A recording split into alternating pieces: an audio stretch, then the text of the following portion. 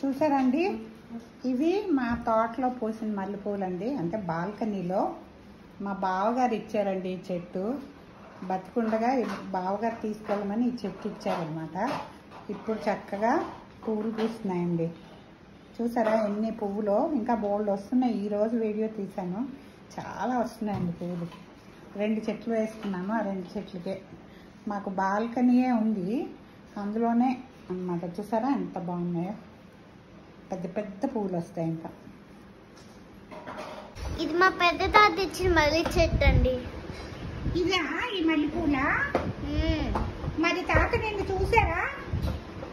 చూడలేదు. ఏ మళ్ళీ చిన్నప్పుడు పుట్టినప్పుడు వస్తాను అని చెప్పారు కానీ చనిపోయారు. అయ్యో అవునా? పెద్ద తాత అంటే ఎవరు?